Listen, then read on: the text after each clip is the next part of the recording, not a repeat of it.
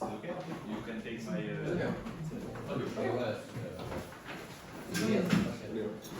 So, can I start? Go right ahead.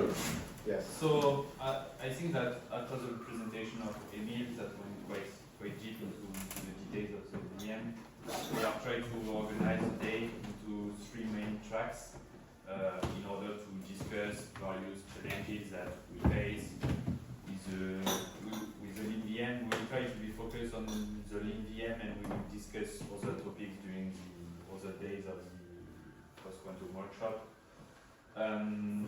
So, as summarized by Emil, we are working on the post-quantum signature aggregation to replace BLS and the consensus of Ethereum for the future. For that, we have decided to go to the path of a minimal cryptographic ZKVM. In the beginning, we have tried to just implement the program that we need to prove and try to prove that with existing ZKVM on the market, like OpenVM, SP1, a bunch of others. For now, we think that they are kind of too slow and complex, orders of magnitude too slow compared to what we want and to what we have currently with leanVM. About this point, we have seen recently the numbers of the current ZKVM to speed up again, but this is always to reconsider, especially with some VM like Jolt that is designed for simplicity or stuff like that. This is always important to re-benchmark this stuff, and so we are trying to also maintain kind of a comparison with existing ZKVM when possible, to be sure that the current ZKVM are not slow or are too slow. We have also the possibility to write our full program into a custom circuit for performance improvements. But we think that right now with the recursion, because you will have to handle recursion and rewrite this inside the circuit, and so this is simply too complex to handle. That's why we went to the minimal cryptographic ZKVM to simplify this custom circuit without adding too much overhead. We have also in mind this point about folding or accumulation techniques with the recent work that we have seen, especially with NEO and WARP. NEO is a kind of lattice-based folding stuff, and WARP is its counterpart, but in the hash world. So we are keeping in touch with all the authors of these papers.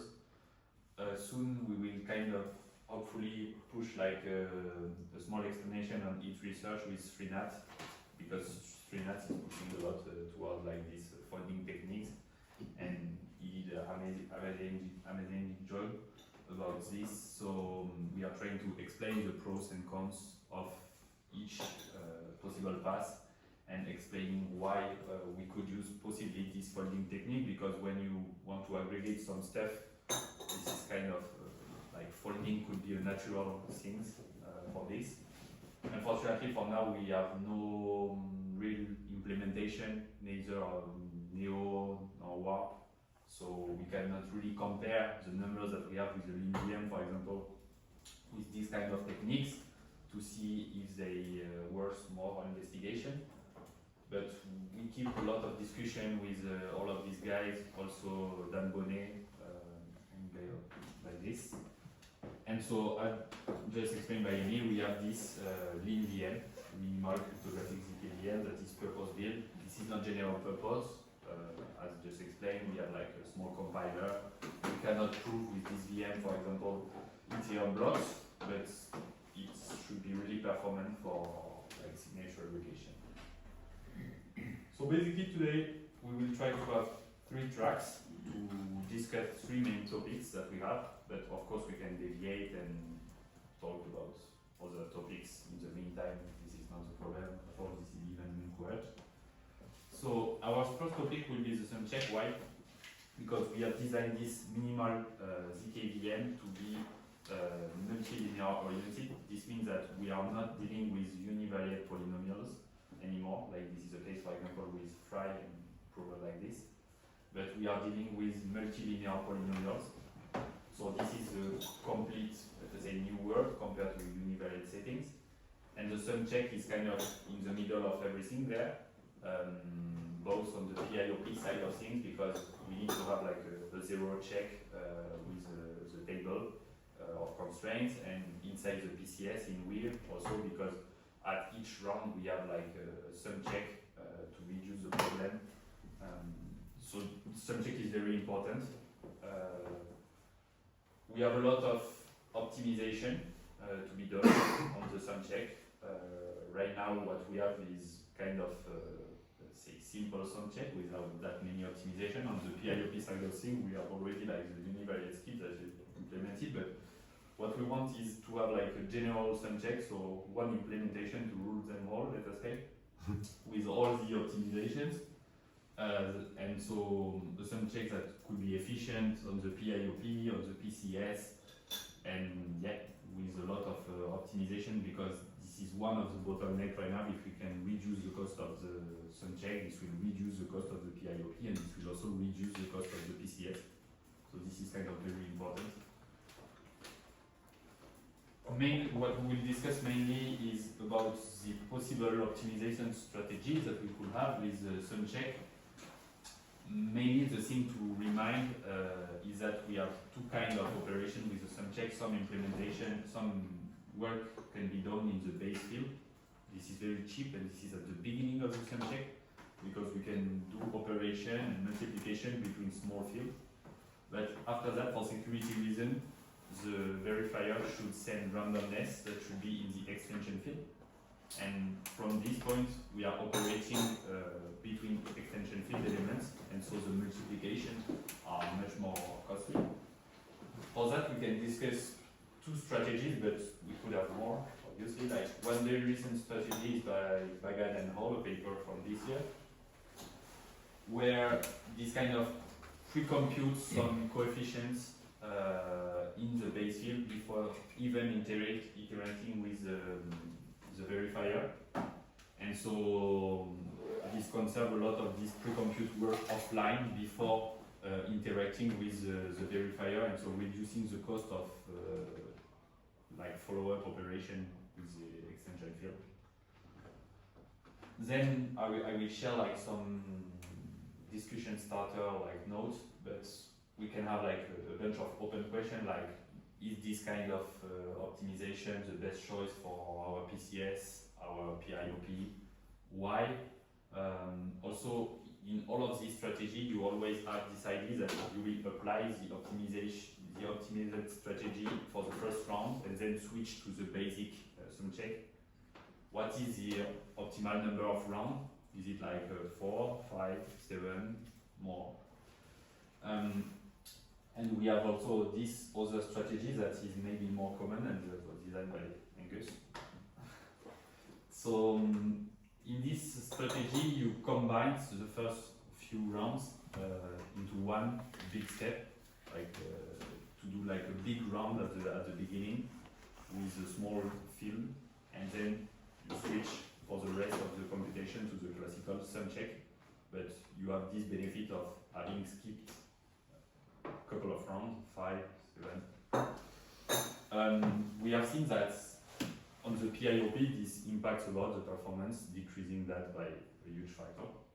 This is also the case in other protocols that I've implemented districts, for example, BNews or others.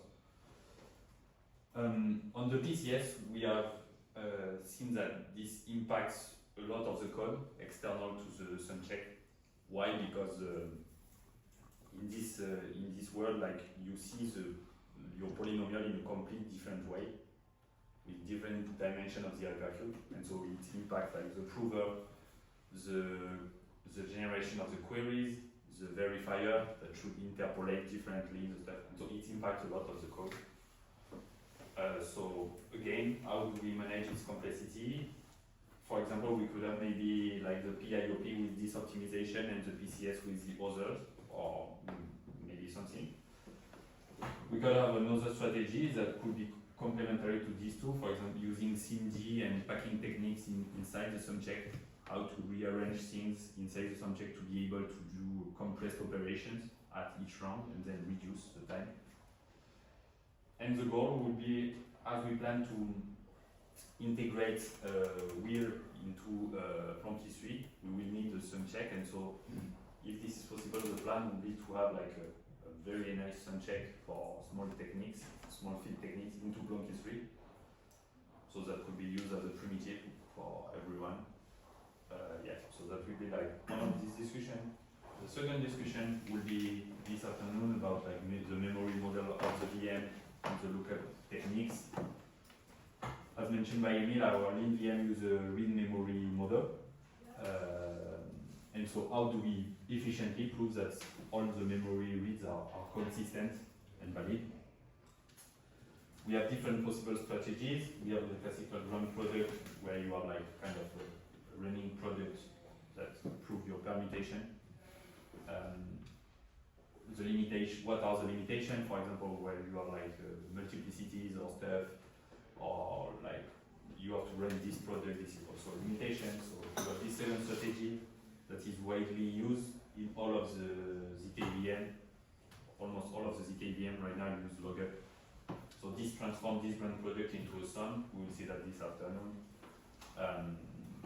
to handle like multiplicities. But like we have also a version of Lookup with GKR that was tried by many players, but some of them like just abandoned this and just switch back to Lookup. And we have this very new strategy that was implemented also by Emil inside the VM, that is Lookup star. Lookup star inverted by left. And so this use like a kind of specialized technique for index lookup in order to reduce the amount of commitment we have to do. And so yeah, we will kind of discuss this. What could be a good strategy? Is maybe Lookup a good one? Why Lookup star is particularly useful, and all of this. And finally, we will have a third track about like the leanVM compiler.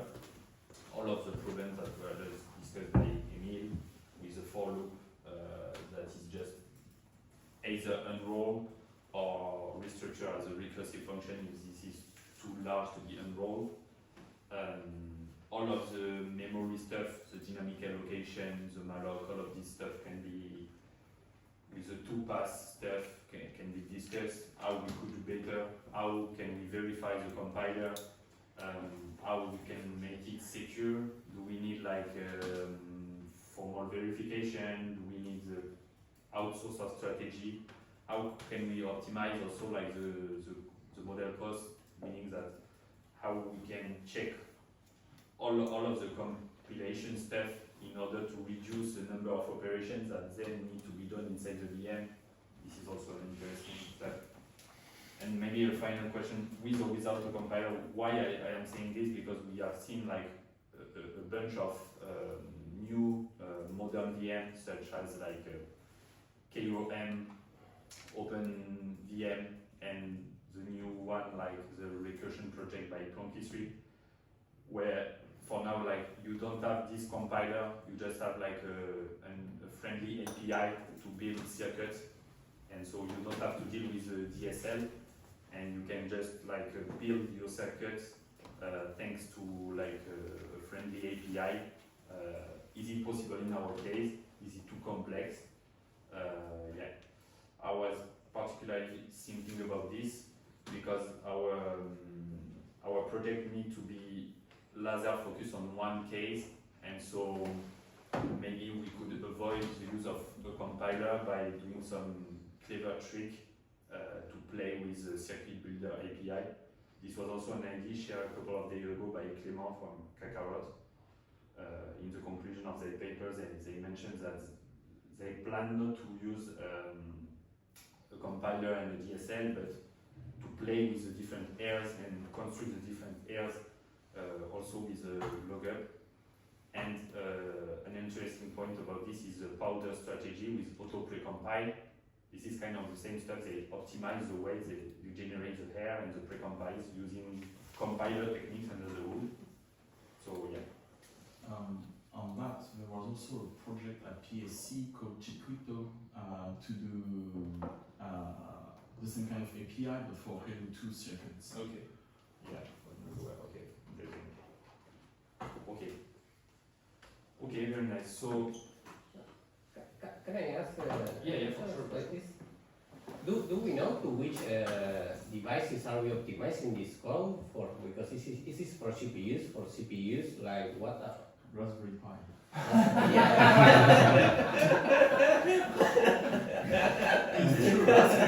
No, not true. The verifier is on the Raspberry Pi, the prover is on the CPU or GPU.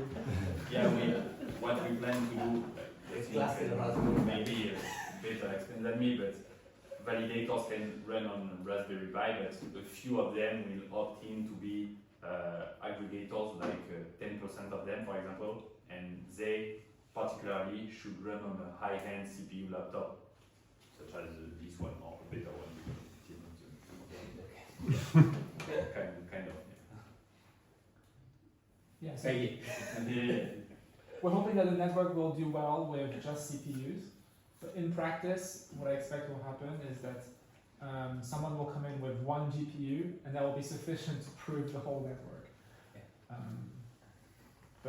Yeah, just the story is so much better if we only rely on CPUs.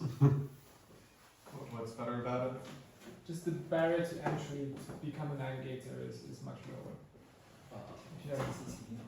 Seems like it's low already if you just need one GPU.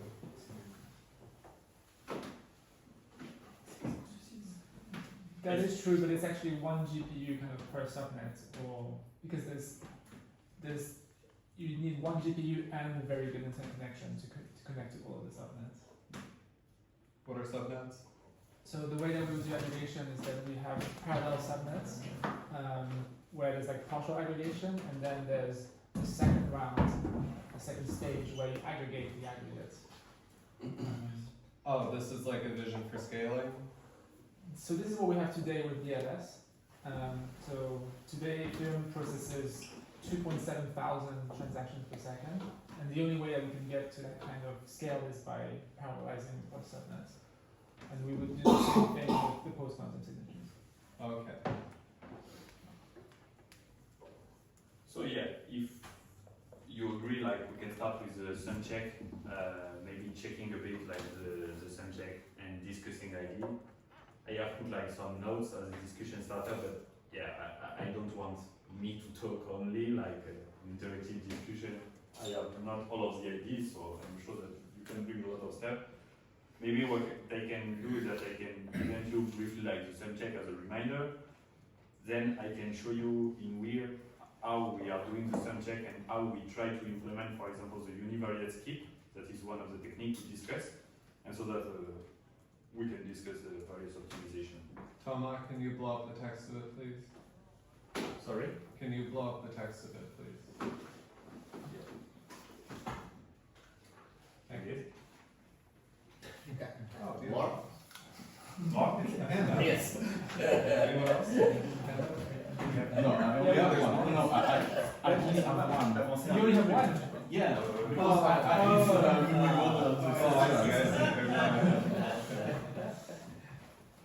Oh, but look, the left tech is formatted.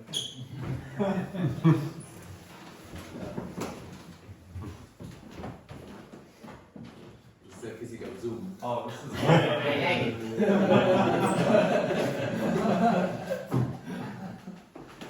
I think I am almost at my. Yeah, that's perfect. It's good. It's good. That's good? Yeah. Yeah. So the sum check is used like kind of all over the place. We're trying to not focus that much on like Weir because we have other discussion in the coming day about Weir. But let us focus on the sum check that is used both on the PIOP and on Weir. Let us forget about Weir for a moment, just on the sum check. So the prover in the sum check, the prover should assert like a sum of some multi.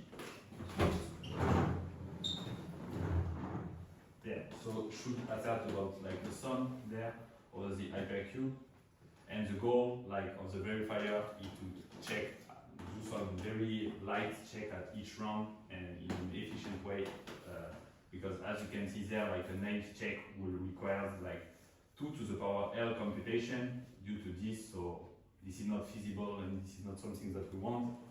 So what we want is, thanks to the trick of the sun check, is to reduce the verifier work just to one simple evaluation at the end and some light check in the middle at each round. And so the goal is just to reduce the verifier work, but it can become kind of heavy for the prover who has to do all of the heavy work.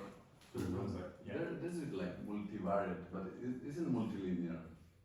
So Yeah, in our case, like it is a multilinear. Oh, okay. Yeah.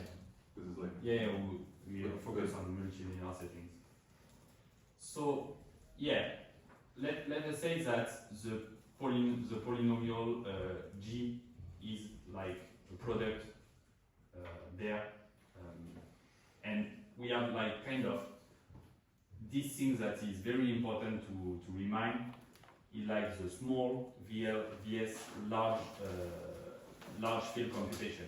Why? Because we have like at the very beginning like small values from a base field Fp that is koala bear, for example. So this is very small because our field can be contained into one U32, and so you can easily play with it, do operation quite cheaply, multiplication and stuff.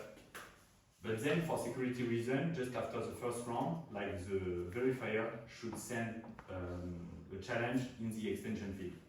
And this extension field is much larger because it's Fp to the power k, where we use, for example, an extension field of order 4 or order 5 for security.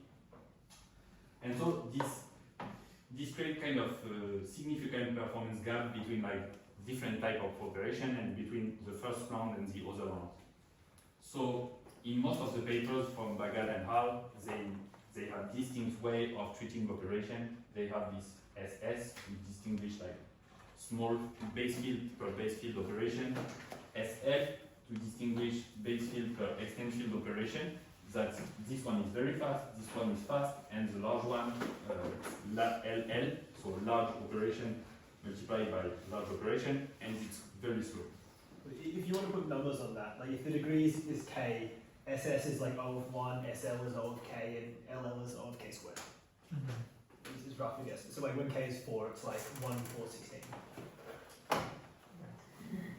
And so yeah, this is what I just mentioned. From like the round 2 and onwards is dominated by slow LL multiplication. And so the key optimization, almost all of the tricks, they say that quite differently in different way, but the key optimization is to rearrange the computation to minimize this LL operation by doing more work at first, and so be able to work in this cheaper base field. So let us work first in the univariate skip, because this is the one that we know the most. So this is a technique to skip a bunch of rounds from the first one. So the motivation is quite simple. Can we do more work in the base field to reduce the number of extension field operations we need to do later?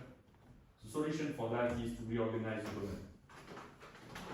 So by reorganizing this domain, we can restructure and replace the k Boolean variable with a single variable that range over a multiplicative subgroup D.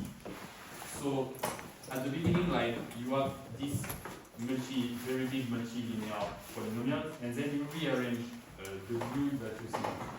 So you reinterpret simply this big like G polynomial that is G as a function of x0 dot xl minus 1, and you reinterpret that as a function of big X and then xk to xl minus 1. So as you can see, a lot of variables there just disappear and are replaced by the big X here, and with X is in this multiplicative subgroup D. That is the way we can skip k round, and so k here can be a constant that is fixed in the code. For example, you can skip 3 rounds, 5 rounds, 7 rounds. And so the prover should compute a single univariate polynomial by summing over the remaining L minus k Boolean variables. This is what we just mentioned there. And here, Vx is a univariate and it can be defined in a manageable number of evaluation, and the prover just send this polynomial to the verifier. In the classical setting, like the Vx that is univariate is of order 2, but there, if we skip k round, it can be like a higher order, but we have util function in 23 to interpolate this, and so we can play with this on Ethereum. And so, if I show you with code, maybe it will be easier to understand.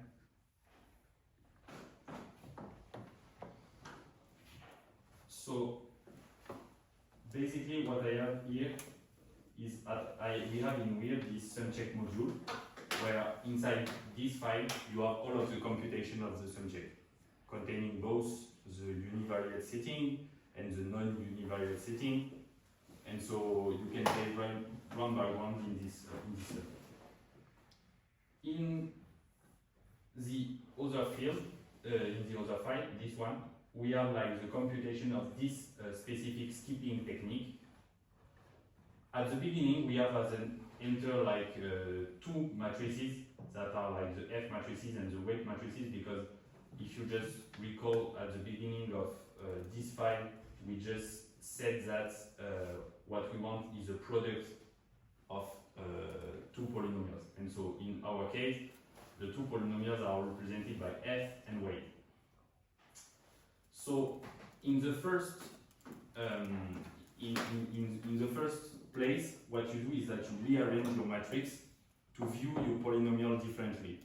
So if you recall correctly, you view your polynomial completely differently by replacing the first variables of the multilinear settings into one variable. This is what we do there. And after that, we just apply an LTE that is doing the computation for you. And at the end, we just compute the result that we expected, and we just return the result plus the reorganized F and weight matrices.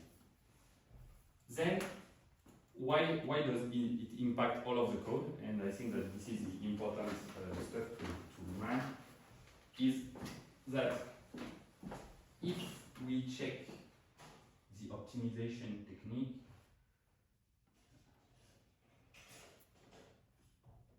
there, for example, like all of these are randomness challenges sent by the verifier. And in the classical settings, like you have like R0 that is sent during the first round, then you have R1, then you have R2, and etc. But for example, if we want to, and so then when you have like the construction on the prover side and on the verifier side, the verifier can do run by run and check, for example, this randomness and then this randomness and then this randomness. But when we are in the univariate settings, if for example we chose to skip 2 rounds, let us say these 2 rounds, then this will be replaced by let us say A and then directly 2.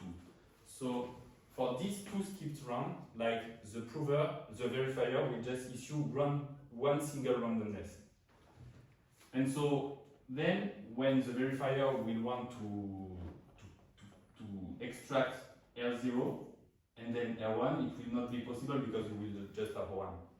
So yeah. The R1 to Ri-1 in the equation there are kind of like in some sense all sent in the same round by the verifier. Yeah, just one. If, for example, if you have like in the classical setting, you have a round by round stuff. At each round, you reduce the polynomial, so you replace the previous x variable by the randomness sent by the verifier during the previous round. So during the first round, you issue one randomness. During the second round, one another. But if you skip n terms, you don't issue n randomness. You issue 1 for all of the skipped rounds. And so then it induces a bunch of reorganization all over the code, because when you do like a round by round stuff inside the verifier, for example, at the first round, the verifier will want to extract this one, and at the second round this one, but then you have kind of out of bound stuff because you will have just one for the two skips. And so this induces like a whole reorganization of how both the prover and the verifier see the polynomials, and so change, at least for the PCS, all over the code. But for the PIOP, I guess that Nick can talk better than me about this, but you have just the sum check, and not this notion of like constraints for the verifier and the prover, so that this is much more simpler to handle this case, because you have just the sum check and the verifier of the sum check, and so you can just deal with the sum check. But in the PCS side of things, you deal with the sum check randomness all over the place, in all of the code. Yeah, I don't know. And how much of the total time is spent on sum checks? Like, do we know that? I don't remember, but a lot. On wheel, like a lot, because we have decoupled that in different rounds, but I don't know, maybe. Okay. Yeah. It's okay. Yeah, We can check. more than 25% is sure. That's on wheel, not on without Yeah, not just on wheel, yeah.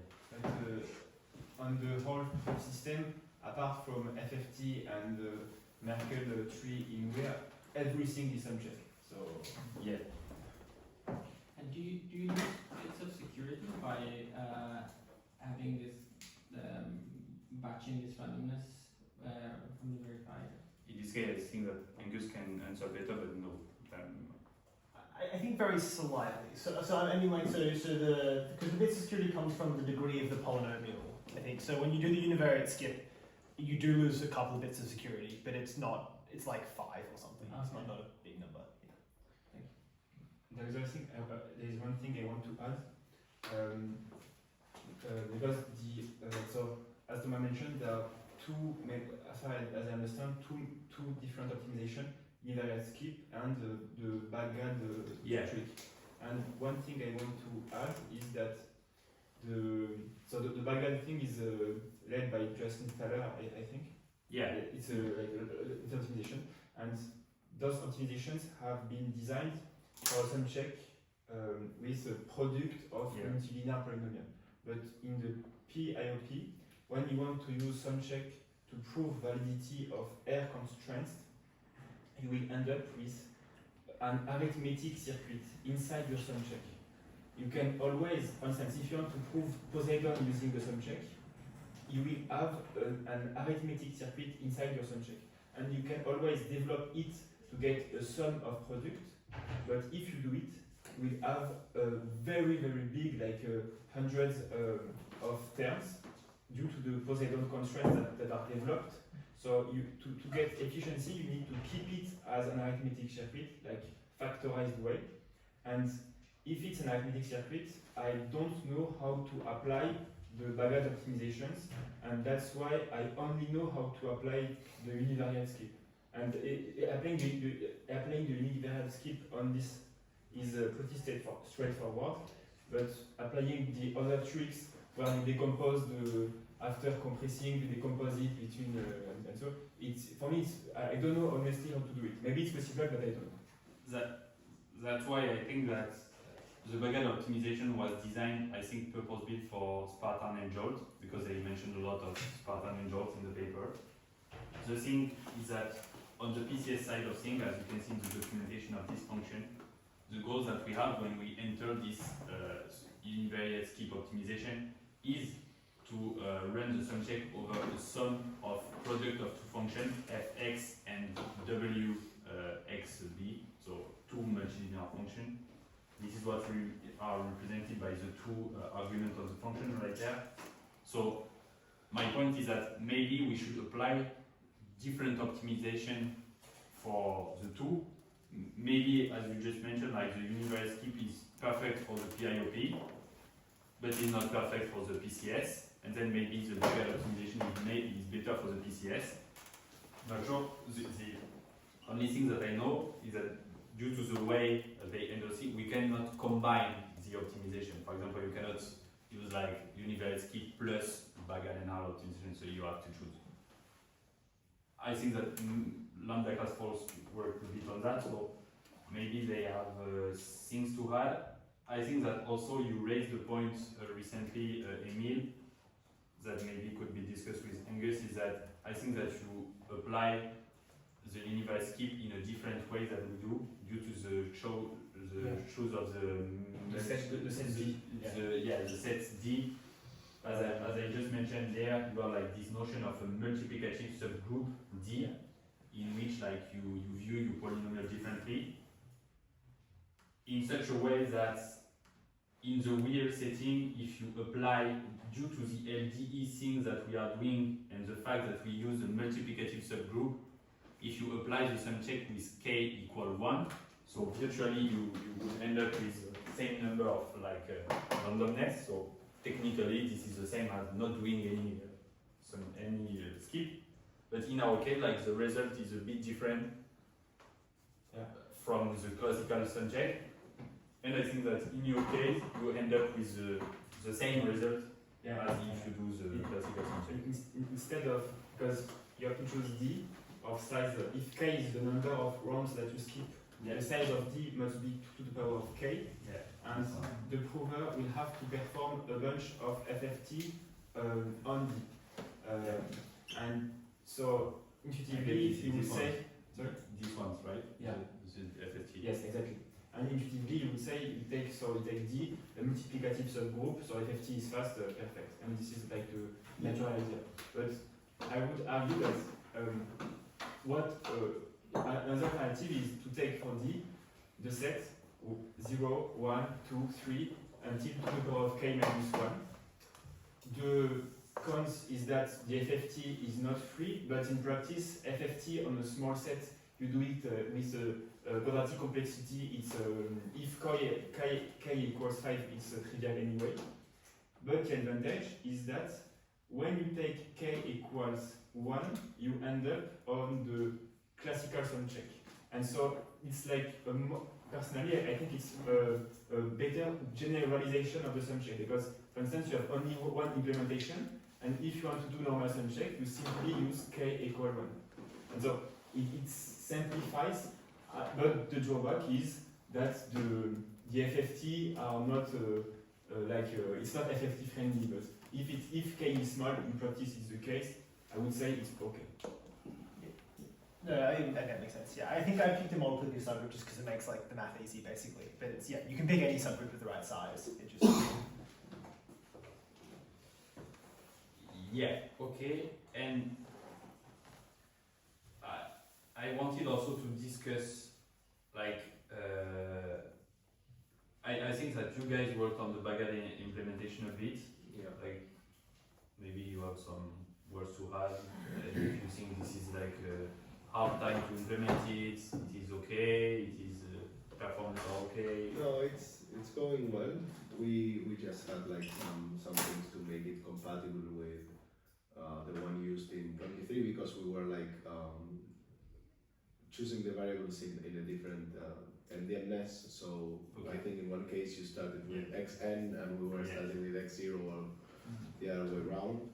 I think that in the case of the PIOP, since you are using air, maybe the univariate skip offers like some advantages, because you are like combining a lot of polynomials and they are not the product of multilinears, but a bit more complex.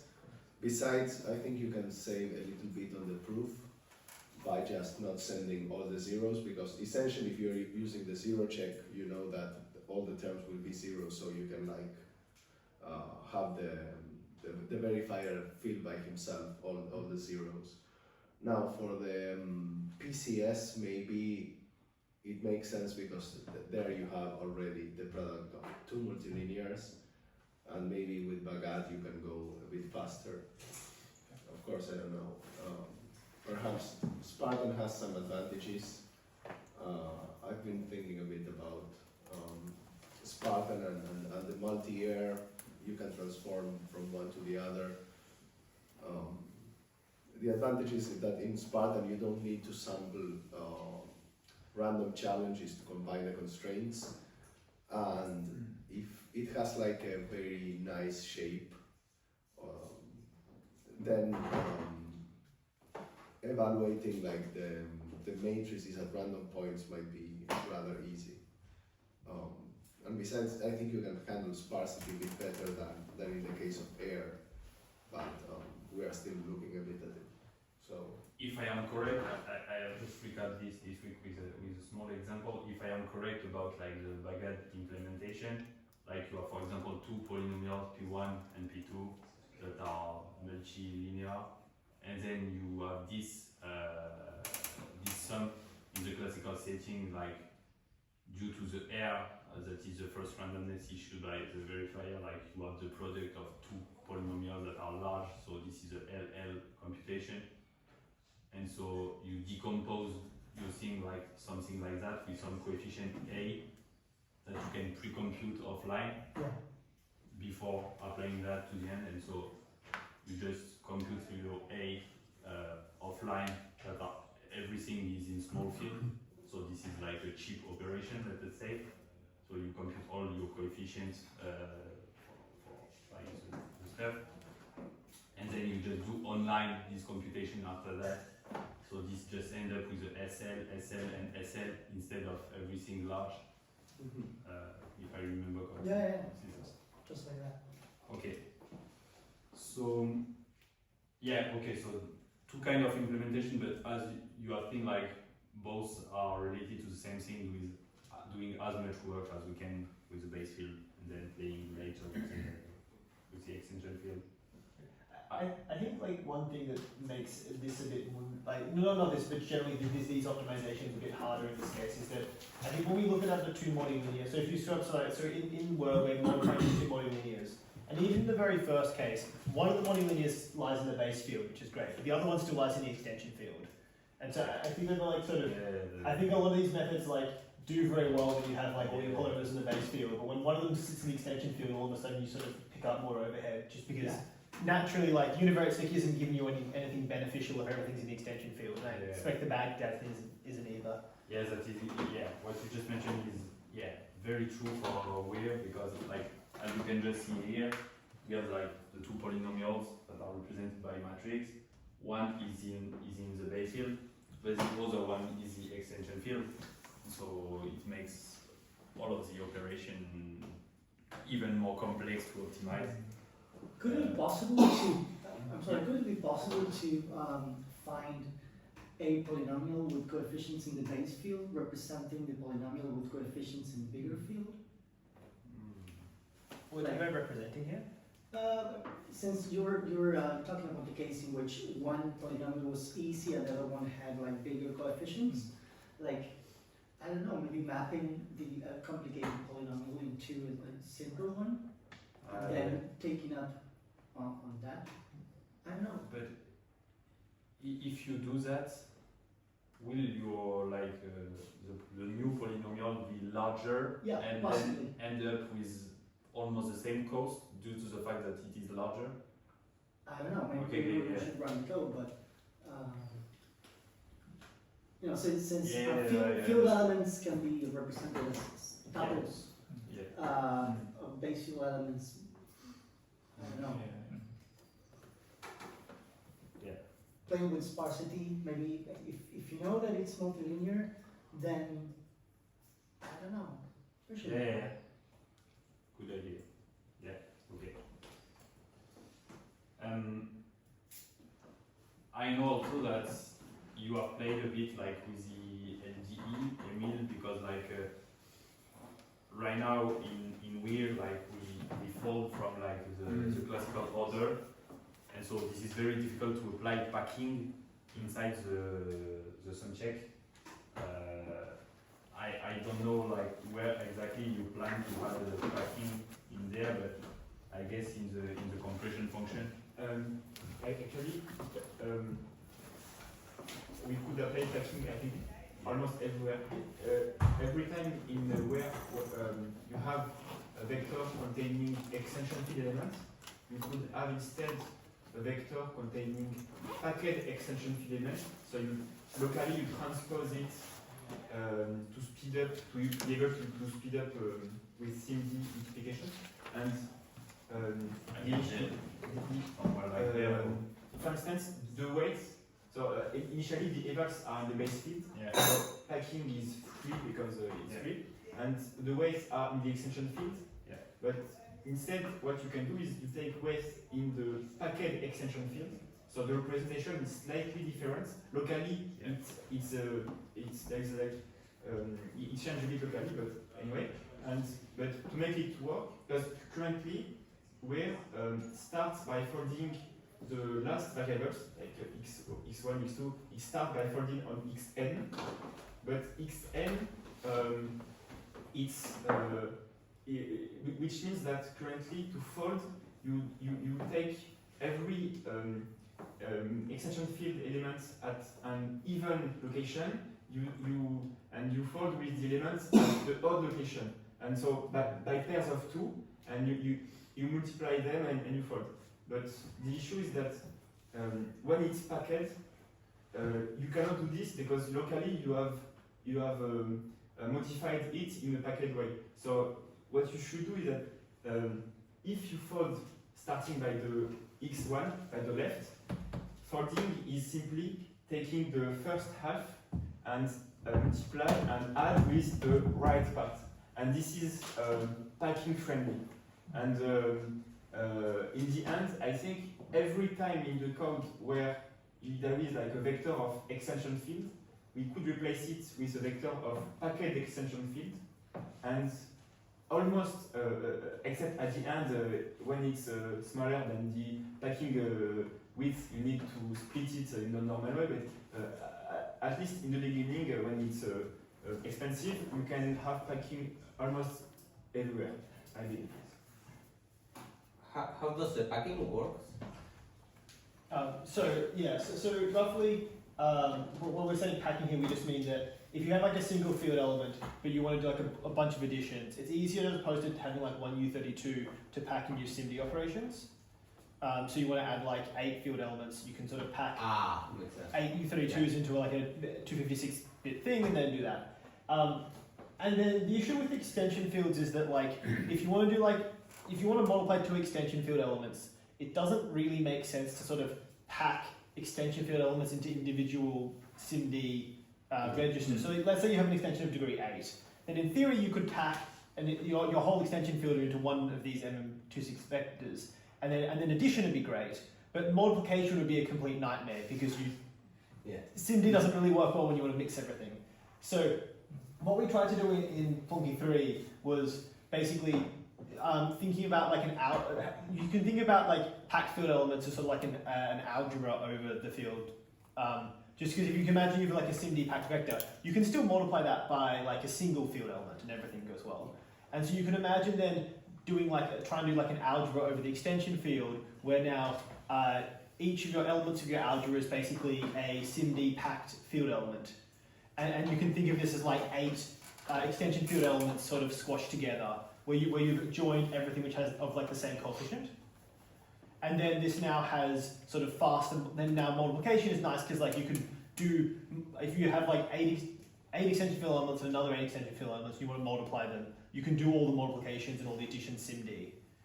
And so that's faster. The cost is that it's prohibitively annoying and expensive to transfer in and out of this form because you sort of have to do these like transposes. And in our case, in Win, I think we can keep 100% of time in this form. And exactly. never come back to the normal form. That's ideal. So if you can stick everything in extension in this packed form and leave it there forever, it's ideal. But otherwise, is that making sense? Or I can write things down. Maybe can we make just an example of animal operation? That will be useful. Well, this is clear for everyone. I think a problem Now that we need to is, explain This is okay for you? so a problem to that is maybe more visual in GPU programming. When you want to do RGB operation, you want to have all the R together, all the G together, all the be together, even though the individual pixel is RGB.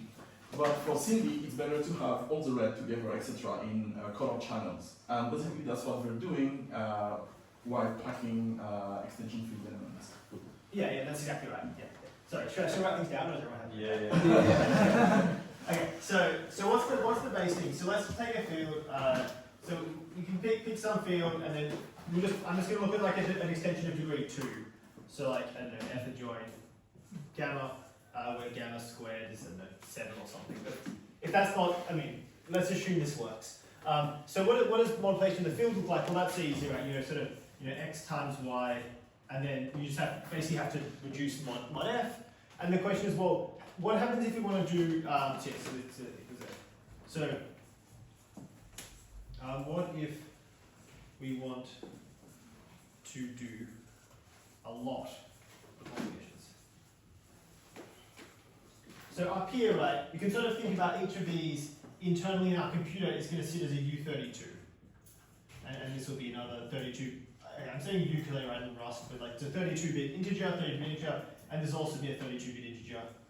So basically, if you want to do a single multiplication, you just use scalar code.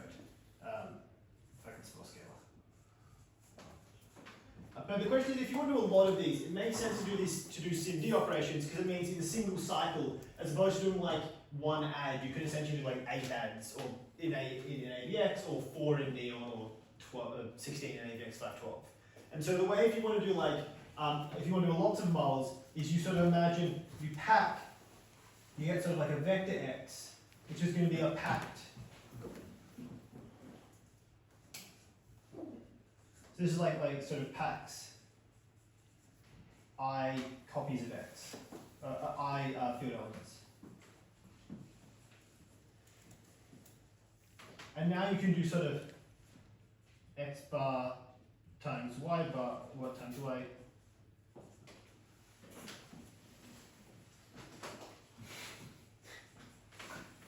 This is way too small. Sorry. Yes. Okay. Yeah. Sorry. We see that soon. I can do it. Okay. Sorry. I can also try and write bigger. Okay. And I can write. So what are we trying to do? So the point is that if we want to do like, so let's say 8, so we'll have to have I equals 8, because I equals 7 here. This will be I equals 1 because off by 1 errors. So now we can use SIMD, and the point is that we get to do sort of 8 moles, bigger, for cost of basically 1. So on AVX2, basically, we can do 8 moles of the cost of 1, and if you look at like throughput numbers, it is literally like an 8 times improvement. I think it's actually even a bit better than that for weird reasons, but like you basically you get like an 8 times speed up because you just can do all your operations at once. And so the question is, what do you do when we want to do sort of, how would you do extension field multiplication like this? And so what does extension field multiplication look like? So now an element, so in this F adjoint gamma, what do elements look like? So elements now look like A plus B gamma, right? And the way that multiplication works is if we do A plus B gamma times C plus D gamma. So what does give us? We'll get, and here we just gamma, I'm just saying gamma squared equals 7 to pick a number. So then this multiplication is going to equal AC plus 7BD plus AD plus BC gamma. Okay, so this is how like a single extension field multiplication works. And the question is, well, how can we get the same speed up that we got for the base field operations for the extension field operations? And so the nice case is if you're just doing things, if you're only doing additions, then actually additions work quite nicely because you like addition sort of just, the A and the C together, the B and the D together, you don't have to do anything cross stuff. But when you don't do multiplications, all of a sudden you have this sort of annoying issue, which is that if A and B are packed into the same vector, SIMD doesn't work well with doing multiplication sort of across lanes. It wants everything to be in the lane. And so the idea of this packed extension field sort of the packed F gamma is basically what we're going to do is we're going to think about the algebra where now our elements will look like A vector plus B vector gamma. Where here A vector and B vector is exactly these packed field elements that I talked about earlier. And so now we can do basically, so now you should think of this is like, this kind of contains, this is like 8 F gamma elements packed together. Okay, does that sort of make sense? Yeah. Okay, and so now, so this is nice for doing the operations, but the annoying thing is getting things into and out of this form. Because if you imagine how these things look like in your computer, if you have sort of 8 like F gamma elements, so what does this look like? Well, this looks going to look like A0, B0, A1, B1, right? So generally like this will be stored in this sort of format. Whereas now, if we want to look at our packed field gamma, this now is going to be stored in A0, A1, dot, B0, B1. And so you could think about this thing is this is exactly like we'd have an array of field elements of length 2 of length 8. Whereas this thing is more naturally thought of as an array of field elements of length 8 of length 2. So like the difference here is literally like it's literally just a transpose. So what it means is when you want to convert into and out of this packed field format, you have to like go through and do these individual transposes, which is painful. But basically what it means is that if you want to work with packed field extensions, wherever possible you want to put everything into packed form, do as much as you can, and then convert out. Whereas the sort of opposite case is if you're just doing the field operations, if this is a 1, obviously, all of a sudden the transpose is free because you're not doing anything. And so when you're just working with the base field, you can convert in and out of packed form very smoothly. I think that's where Plonky 3 works best. But then when you get to extension field, just by nature of having this transpose, causes sort of problems and slows you down. Yes. Yeah, I just want to add some more to parallel to other engineering disciplines. Yeah. So I mentioned this is used in video games and graphics programming. I'll take an example of pixel. So let's say you have 4 pixels. You can store them as RGB, RGB, RGB, very repetitive, RGB. But this is similar to storing them now in R, G, G, G, G, B, B, B, B. And now you can use SIMD, GPU programming, etc. to do acceleration. And this is called data-oriented design, which is focusing on data layout for acceleration, and this is also called, you can also look for SOA for struct of arrays.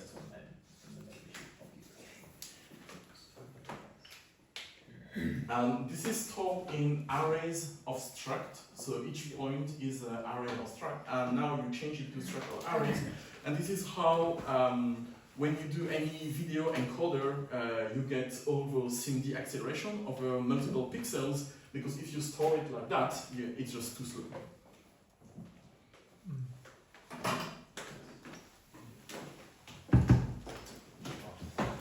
Maybe. Yeah. Back.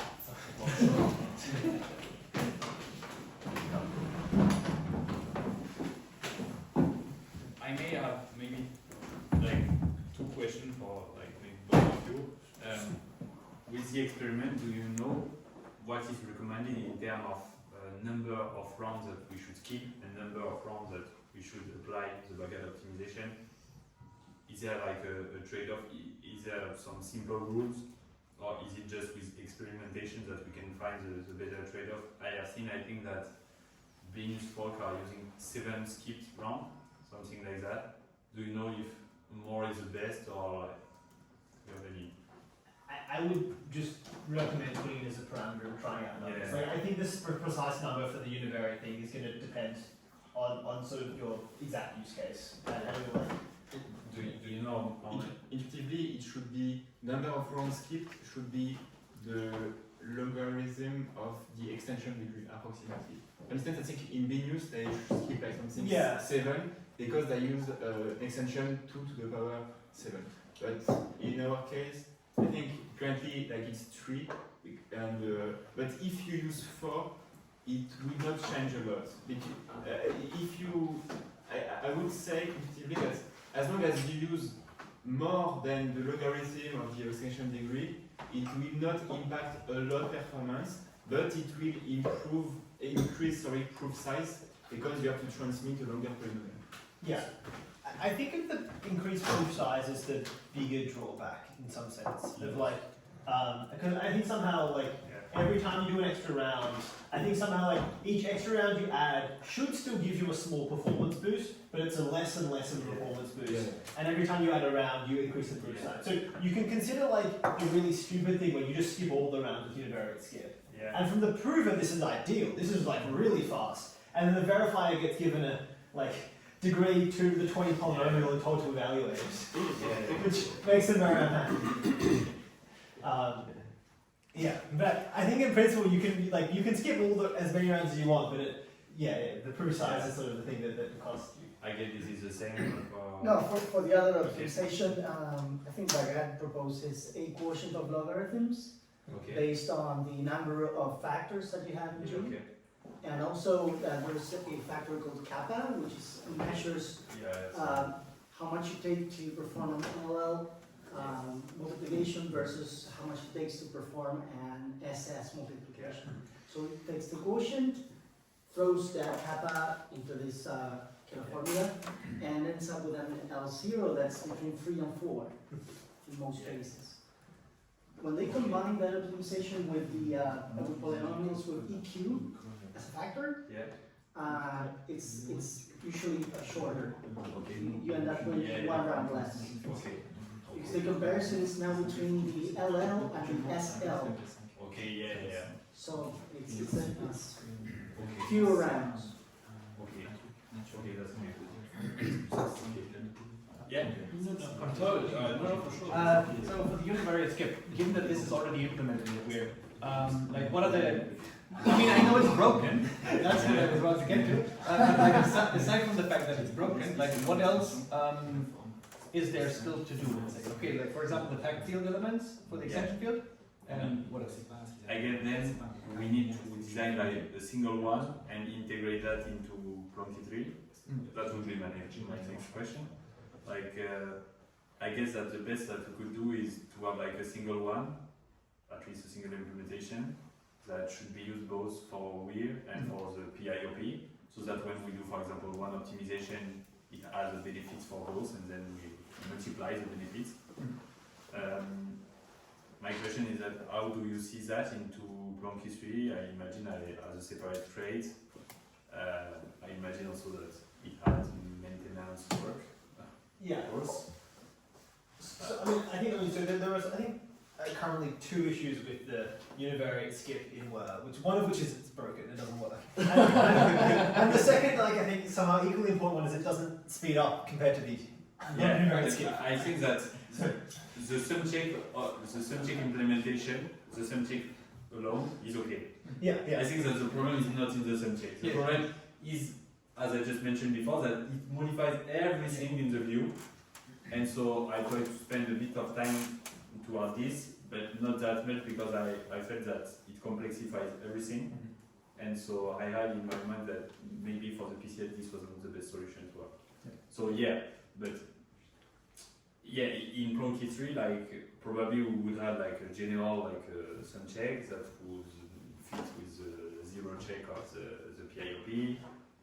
With our case for the PCS, maybe with some backing optimization, maybe with the Bagad optimization, maybe with the universe skip.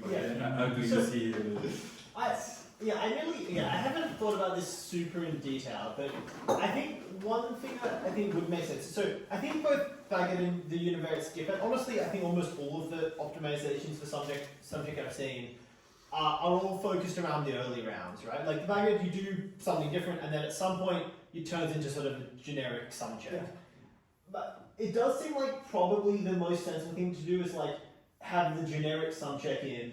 And then because I think the initial couple of rounds are also going to depend massively on what do your input polynomials look like. Yeah. So zero check is like, you know, oh my input polynomials are always zero, so I can do some sort of tricks in the first few rounds. Okay. Like most of the and similarly for were, right, for were, your input polynomial, you know it's going to be a product of two things, and so there might be actually like tricks you can do just because you know it's going to be a product of two things Okay. in the first few rounds before it has to be converted to like a generic. So in block history, you see more like the generic implementation, and then we handle all of the optimization on our side on different repos. This is what you mentioned. Or? I would say that like the generic one seems like the thing that can get more easily added earlier. Because I mean the question is like, you know, we don't want to necessarily have like, you know, the univariate skip if you have two polynomials, the univariate skip if you have three polynomials. Like at some point I think it's handy for people to like take what we have and then write what their first round's gonna look like, and then they can hand it off for sort of the I think that if we had all of the optimization inside Plonky Suite, it's required like a lot of experience from the user to be able to choose like the correct number of rounds to skip, the correct optimization. Yeah. A lot of things like that should be handled by the users. Yeah. Who want to use it. Sorry, just one question. I got a bit lost. So you said that the universe skip is not giving us speed up, right? Currently, yeah. Currently, yeah. We need to invest because when I think it back, I think that we may have a problem in the way that the prover sees the polynomials, and so we are doing much more work than required in the university. Because Angus, we can discuss that separately because it's pure code. But I think that when we commit initially, like in the leaves of the Merkle tree, we should change the way we see the polynomials due to the univariate skip. So maybe we need less leaves. Yeah. And so right now, maybe the broken things is that we have too many leaves plus the univariate skip, and so maybe the prover sees the polynomial much bigger than it is. So I'm not sure about the fact that it doesn't speed up. Let us unbroken leave, and then we'll be able to. Okay. Yeah, I think there's been a bunch of things where I've looked at and like, there's probably places can be sped up, but we should try and have it running before we try and speed it up, because we don't want to. I think we've actually been doing the opposite right now of like doing things that make it slightly slower and trying to make it more simple to try and fix it. The problem is that we thought that this was okay, but it was wrong because in the test we use like a constant polynomial with a constant coefficient everywhere. So I thought for a couple of weeks that it was okay, and then I don't know why I just sent to a random polynomial just to be sure, and then I found it. So I think there's also reasons to expect to get less of a benefit here from the univariate skip compared to cases where your initial thing is entirely in the base field, just because sort of half of the polynomial is still in the extension field, so you're getting some benefit, but it's not as clear. This is like a product. My suspicion is also that, I think stepping back to what I mentioned before, is that probably somehow, the initial round, probably the way to get this fast is to try and like work out how to make the initial round optimized and just look in the specific case of like what are the polynomials that are coming in, and then have the later rounds handled by sort of the subject. I get that also your optimization, the fact that to be able to use packing, then we need to reorganize like the folding way. Yeah. And so I guess this record also a modification of the DFT of Plonky 3. Ah yes, indeed. I have to modify your workspace. So I think that this will add like another parameter in the Plonky 3 to be able to say to the DFT, either you want to do the DFT in one order or in another order, so that we are able to do. I think I know what you mean, but I probably have to look at the code at some point or something. In fact, this will require more or less like a Boolean flag. Yeah. To tell to the DFT if you want to go to one order or to the other. so that we can fold in the specific orders that is of interest for us in order to be able to apply the packing in the I think that you're saying that like the way FFT works doesn't super nicely work with packed extension fields, which is probably true. Because before this optimization, we were using the small batch DFT for 23, Yes. but simply the triggers were slightly modified to do the FFT on the evaluations. Oh yes, yeah. And then, yeah. so first, and then to be able to use this packing optimization, Yeah. I had to modify the DFT because currently the DFT, okay, so instead of, for instance, beginning for the butterfly in the large butterflies to the small butterflies, I think now what I did is like small to large. Maybe it's related to like the distillation in frequency, distillation in time in the DFT, something like that. But Is the point that like you don't like butterflies that are within packings are a nightmare, so you want to like avoid Yeah. doing those? Sure. but I made it work with packing. It worked fast. It's as fast as the previous DFT, but even faster because in the previous DFT, at the end of the butterflies and so on, there was a bit like when you transpose with the bits, which is quite expensive because it's not a nice with memory locality.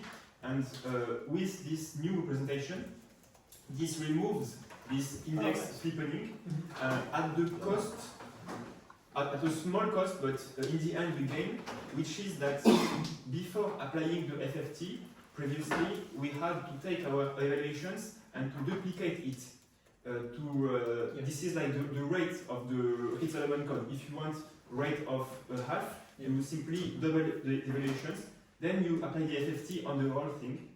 And now what we do is that instead of doing this, I just repeat locally every value. So instead of this, I simply repeat like this. So it is a bit more costly. But the fact that we avoid the bit happening in the end, it's more interesting, this new FFT. Yeah, that makes sense. Yeah, so that is a point that we should discuss to integrate that. But one last point I think that could be interesting in the context of SunCheck is about like the fiat shamir, the way that we discussed before.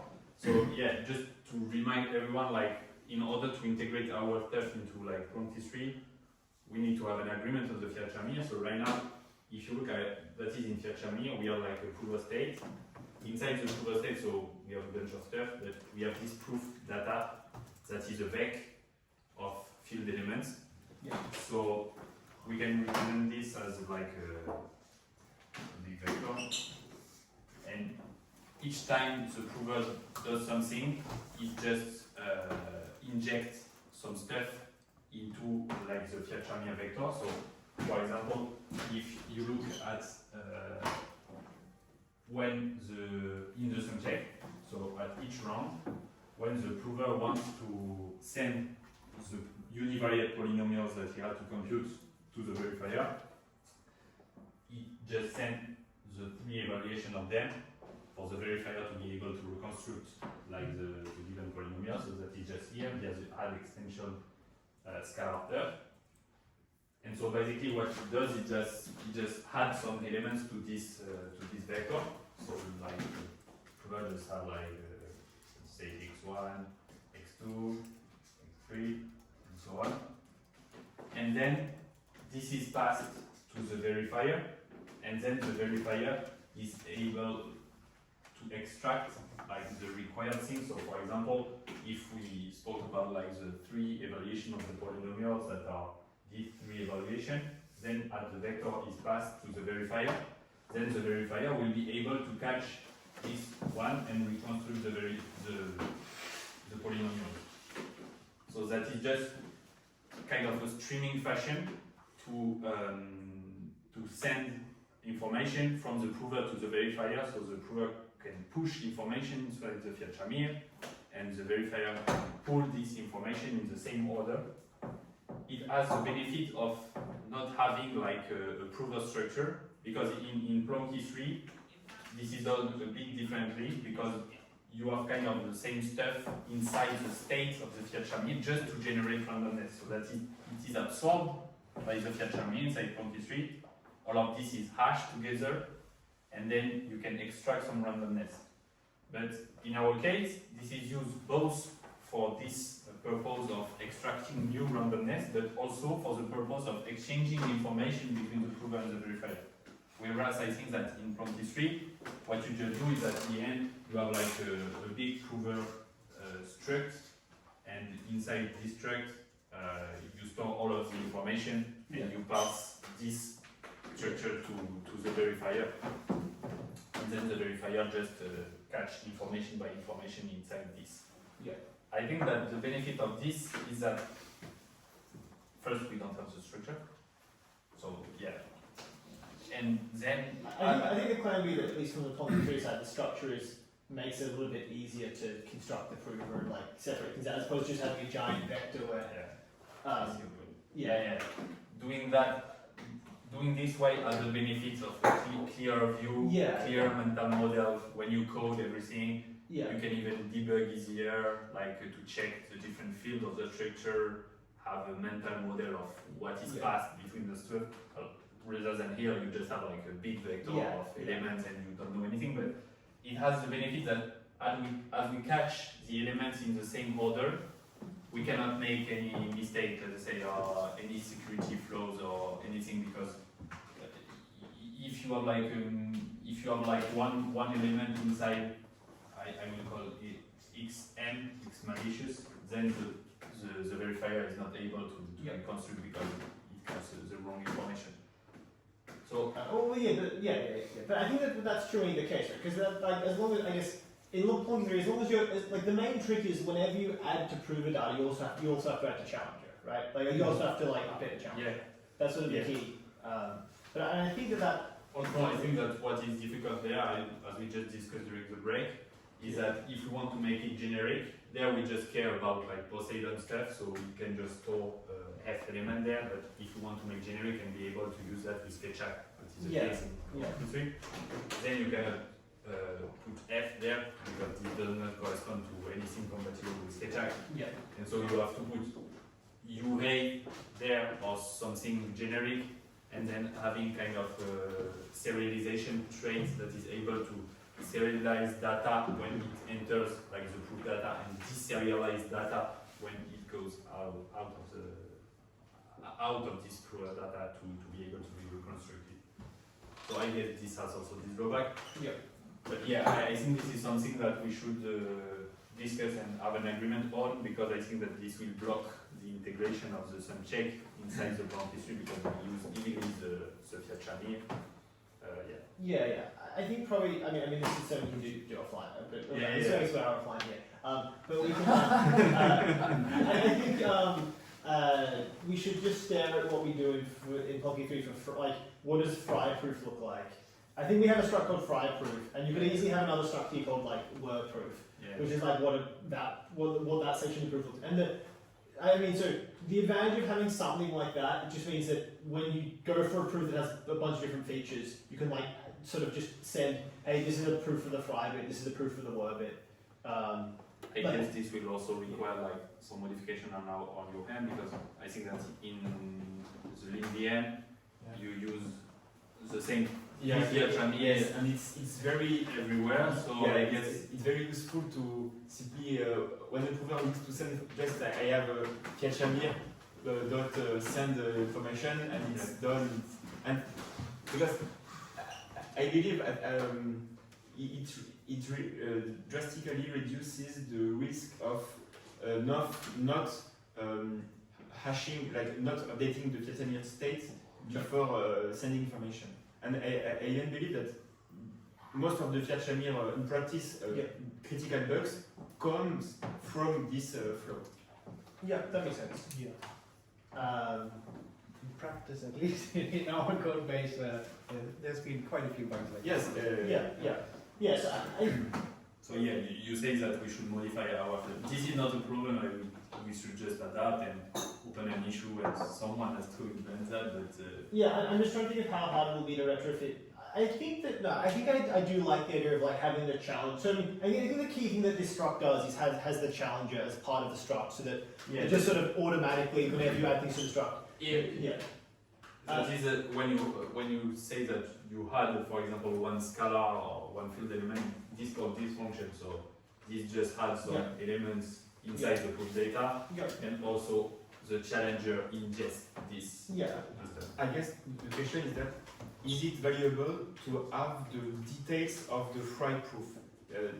Will somebody need at some point to easily access, I don't know, the second Merkle coding? If it's not the case, I would say a long vector of field elements is enough for proof, but if someone needs to access the details of the proof, indeed, it's not very convenient with this system. I think this also comes back to, I think we Thomas said about what happens when someone says, oh, I want to use Ketchak, not Poseidon. So, I mean, maybe one example, if you want to switch to a slide, I think a decent thing to look at is what does the Plonky 3 fried proof struct of like what is now fried proof? Because I think this is like the sort of, this is the equivalent of the work of what's in currently. Yeah, so if you go to Plonky 3, and then I think that we should be able to retrofit this to like roughly do what you want.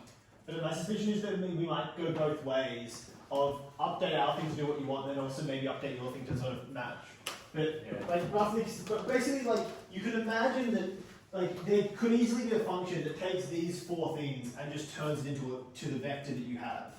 It just basically just saying all we do is separate out like the commitments, the query proofs, the final plan, and the witness. And then the other advantages here is that like this allows us to sort of if you put in what like binding function you use, right, you'll get different commitments. And so this just already works with like Ketchak and Poseidon. But I think that like this sort of structure should also work fine for Word, I think.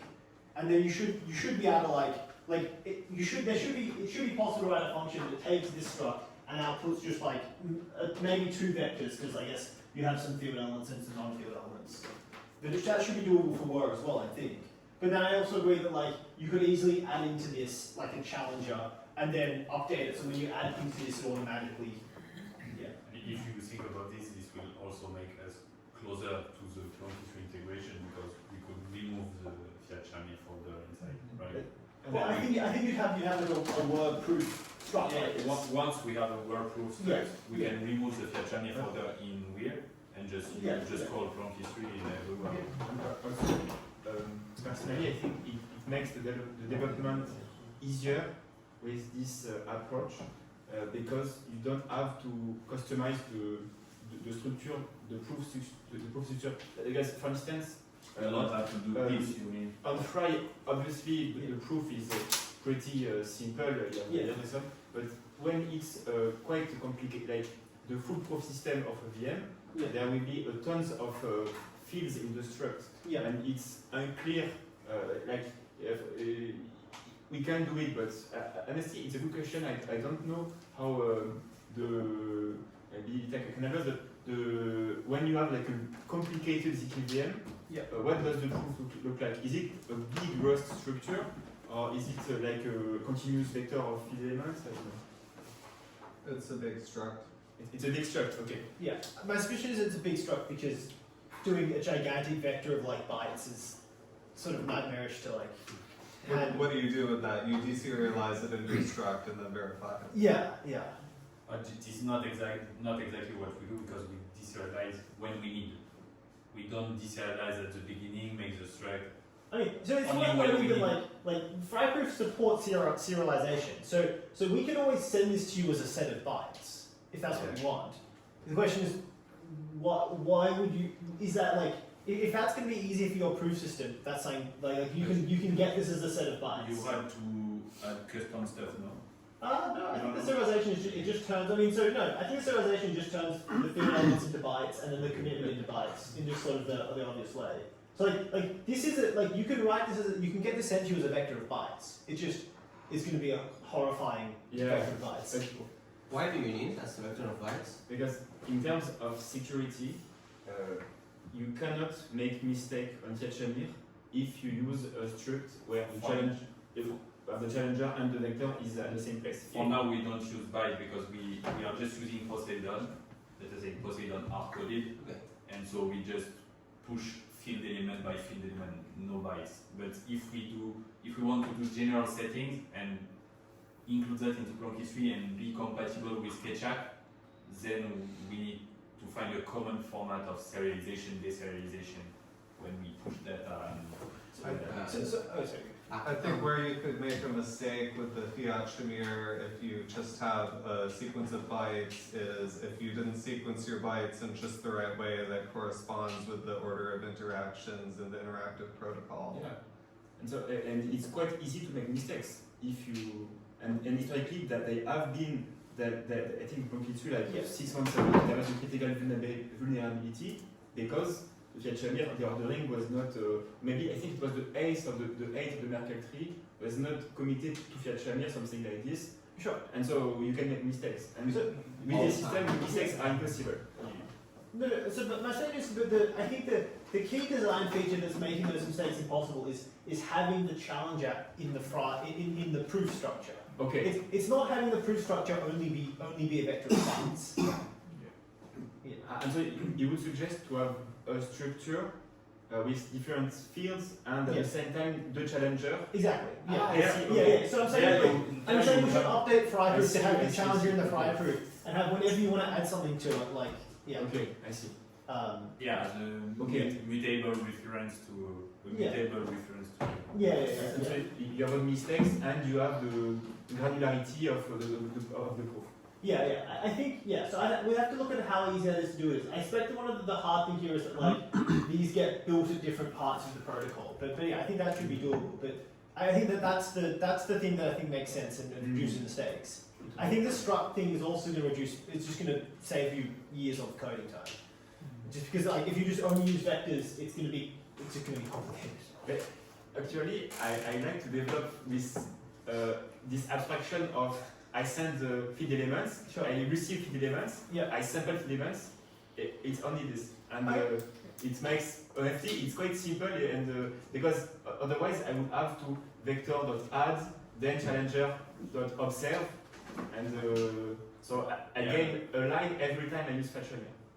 Also, this is kind of this when you have a bug, you don't really know where it's come. Like for example, if you in your case when you have like the vector of byte. If you do get and you don't receive the proper vector of bytes, then the debugging is. Actually, the way I debug is I print to find the moment. The key is to find at which point the code of the prover and the verifier diverges. So you simply print the internal state of fiat Shamir, and you can find the line at which prover and verifier disagree, and it's obvious. Yes, and it's okay. Not that easy. Debugging cryptography is trying to inference. Okay, so I think that we can go for lunch. Yeah, lunch is next door. Oh, it's okay. I just have a very quick